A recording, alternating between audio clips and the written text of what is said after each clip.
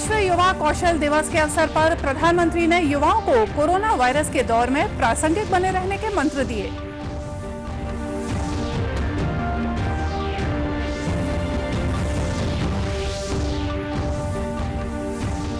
CBSE ने 10वीं के परिणाम किए घोषित। 91% से ज्यादा विद्यार्थी सफल, छात्राओं ने किया बेहतर प्रदर्शन।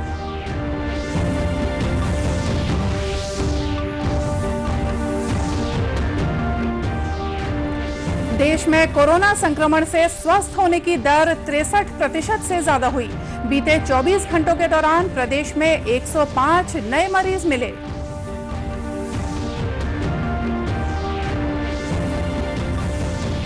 और दंतेवाड़ा जिले में 5 माओवादियों ने किया आत्मसमर्पण। पुलिस के घर वापस आइए अभियान को मिल रही है सफलता।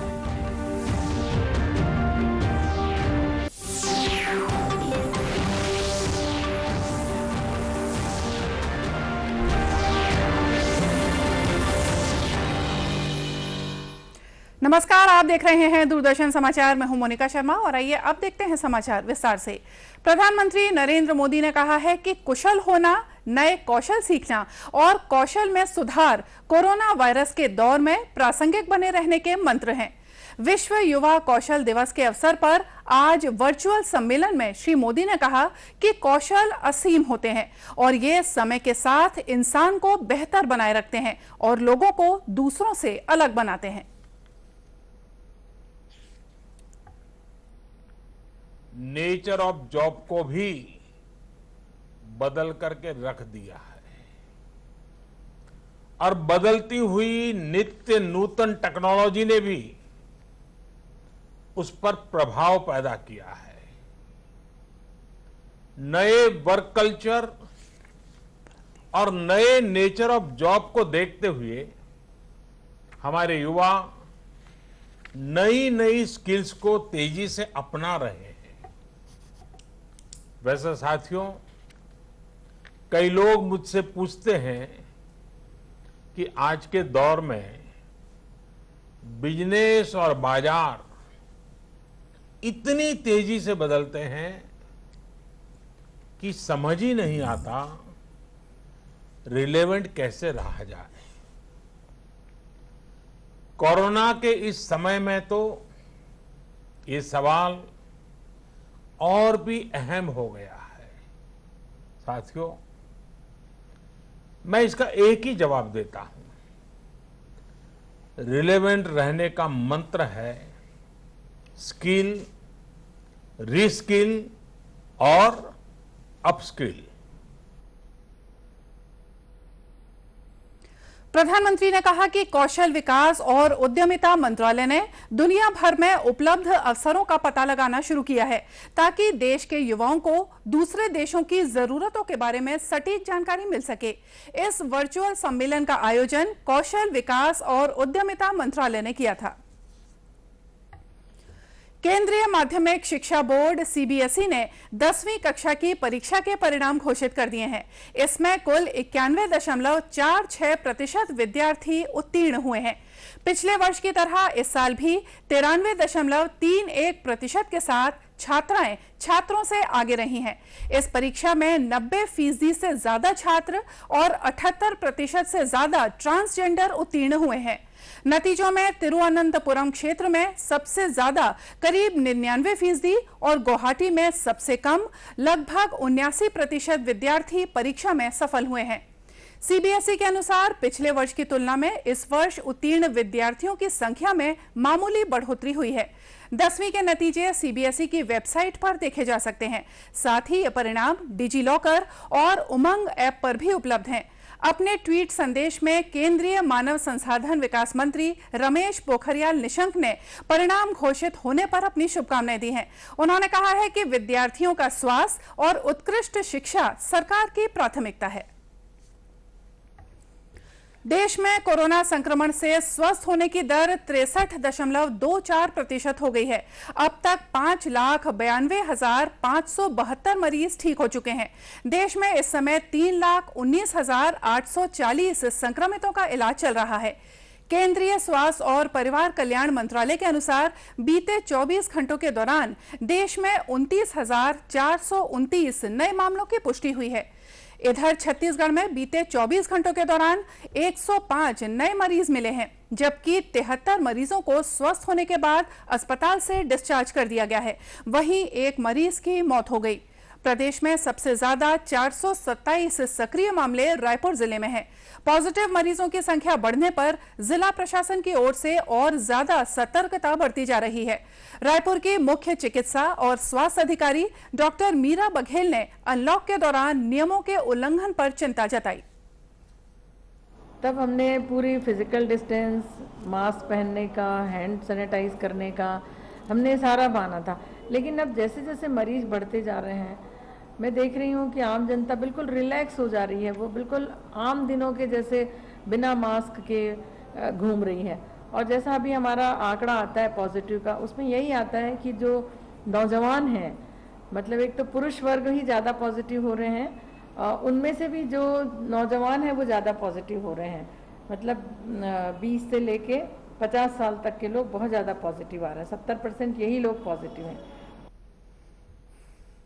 इस बीच छत्तीसगढ़ चेंबर ऑफ कॉमर्स के अध्यक्ष जितेंद्र बरलोटा ने बताया कि सतर्कता बरतते हुए शहर में सभी व्यापारिक प्रतिष्ठान शाम 7 बजे तक बंद कर दिए जाएंगे। जनहित में हमने निर्णय लिया है कि हमारे रायपुर के जितने भी व्यापारी है वो 7 बजे अपनी दुकानें बंद कर देंगे। और हमने प्रशासन से अनुरोध किया है कि वो कल हमने प्रशासन सभी वरिष्ठ अधिकारियों से चर्चा भी की है और ये निर्णय व्यापारी समाज का है और इसमें अधिकारियों ने भी अपनी सहमति दिखाई। और हमने सभी व्यापारियों से ये भी निवेदन किया और सभी व्यापारी संघों से भी निवेदन किया कि वो अपनी दुकान में मास्क पहन के बैठे और सभी ग्राहकों को प्रेरित करें कि वो भी मास्क पहन के सामान ले करके, और ये जनहित में बहुत जरूरी है।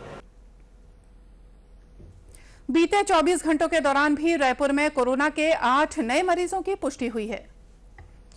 माओवाद प्रभावित क्षेत्रों में पुलिस द्वारा संचालित घर वापस आइए अभियान को कारगर सफलता मिल रही है।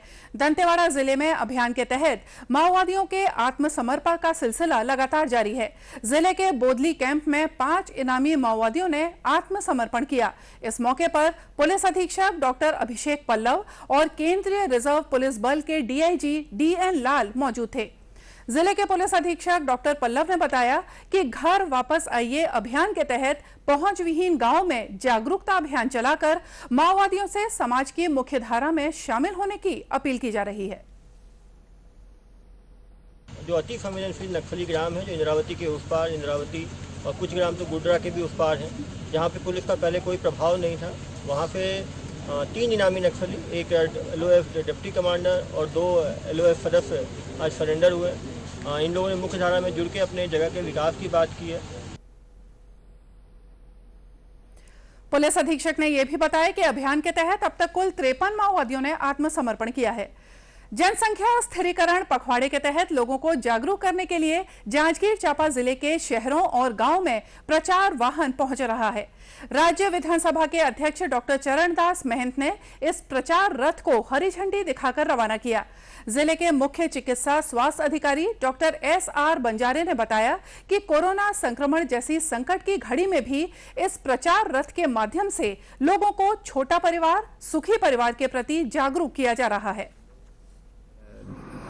प्रत्येक ग्रामों में जाके देगा विकासखंड के कि छोटा परिवार, सुखी परिवार, और इसमें हम जो है ज़्यादा से ज़्यादा इस बात पर जोर दे रहे हैं कि अभी स्पेसिंग मेथड, अस्थायी विधि, जिससे हम परिवार को संतुलित रख सकें। 25 जुलाई तक चलने वाले इस पखवाड़े के दौरान परिवार नियोजन की तैयारी, सक्षम राष्ट्र और परिवार की पूरी जिम्मेदारी की थीम पर लोगों तक संदेश पहुंचाए जा रहे हैं।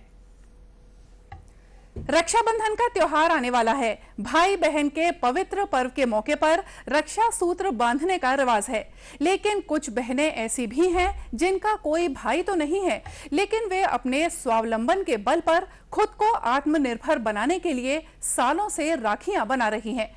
हम बात कर रहे हैं रायपुर के खमाडीह में मौजूद शासकीय बालिका गृह में रहने वाली अनाथ बालिकाओं की।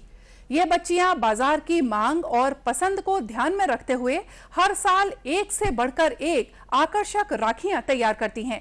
लेकिन इस वर्ष का रक्षाबंधन उनके लिए कुछ खास है। वजह है ऑनलाइन पढ़ाई के लिए इन बच्चियों के पास मोबाइल का ना होना। यहां रहने वाली बच्चियों ने बताया कि इस साल राखियां बेचकर जो आमदनी होगी उससे वे अपनी पढ़ाई जारी रखने के लिए मोबाइल खरीदेंगी। हम एग्जीबिशन लगाते हैं और बेचते हैं। हम अपने पढ़ाई के साथ साथ क्राफ्ट के भी काम करते हैं और राखी तो इस बार हम बड़े पैमाने में बना रहे हैं। पढ़ाई के अलावा हमारी दीदी आती है एजुकेटर, जो हमें ट्यूशन में बुलाती है और पढ़ाती है। और सुबह खेल वाली दीदी योगा प्राणायाम और खेल करवा के जाती है। हम ये सब के अलावा क्राफ्ट भी करते हैं और हम ये राखी 3, 4 साल, 5 साल से बना रहे हैं, जो हम इसको बेचते हैं और ये हमारे पढ़ाई में काम आती है। इसके जो बेचते हैं वो पैसे हमारे पढ़ाई के लिए काम आती है। और अभी हम ऑनलाइन पढ़ाई के लिए मोबाइल खरीदना चाहते हैं। इसी अवसर पर हम नए नए डिज़ाइन बना रहे हैं अभी। महिला और बाल विकास विभाग द्वारा संचालित इस शासकीय बालिका गृह में 40 से ज्यादा अनाथ बच्चियां रहती हैं। बालिका गृह की अधीक्षिका रत्ना दुबे का कहना है कि यहाँ बच्चियों का पालन पोषण घरों की तरह ही किया जाता है। कला हो या खेल, हर क्षेत्र में ये बच्चियां आगे हैं।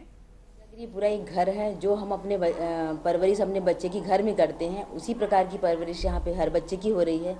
हर बच्चे में जो टैलेंट है उसको शासन पूरा प्रयास कर रही है कि उसको उभरने का।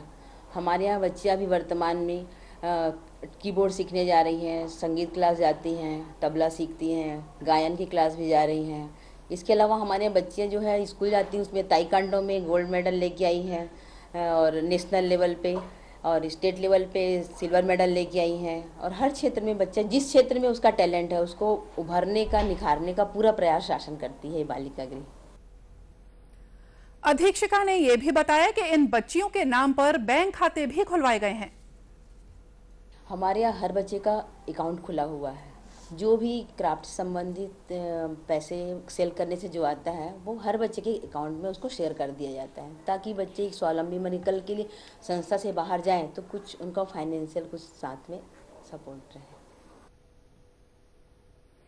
आम लोग अगर इन बालिकाओं की मदद करना चाहते हैं तो वे खमारडीह में मौजूद बालिका गृह या कलेक्टोरेट में महिला और बाल विकास विभाग के कार्यालय से इन बालिकाओं द्वारा बनाई गई राखियां खरीद सकते हैं। और अब जानते हैं मौसम का हाल। छत्तीसगढ़ के लगभग सभी जिलों में मानसून की बारिश लगातार जारी है।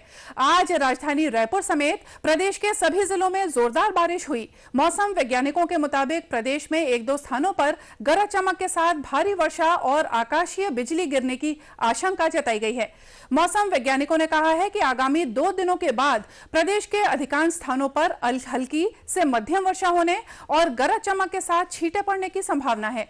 इस बीच राजस्व और आपदा प्रबंधन विभाग द्वारा जारी आंकड़ों के अनुसार प्रदेश में अब तक लगभग 435 मिलीमीटर औसत बारिश दर्ज की गई है। इस दौरान सबसे ज्यादा सूरजपुर जिले में करीब 612 मिलीमीटर और सबसे कम कबीरधाम जिले में लगभग 240 मिलीमीटर बारिश हुई है। और आइए देखते हैं अंत में मुख्य समाचार एक बार फिर से। विश्व युवा कौशल दिवस के अवसर पर प्रधानमंत्री ने युवाओं को कोरोना वायरस के दौर में प्रासंगिक बने रहने के मंत्र दिए।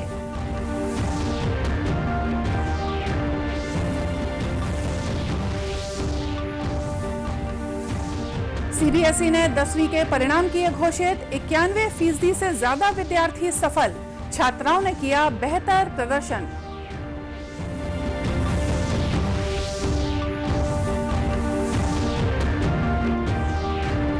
देश में कोरोना संक्रमण से स्वस्थ होने की दर 63% से ज्यादा हुई। बीते 24 घंटों के दौरान प्रदेश में 105 नए मरीज मिले।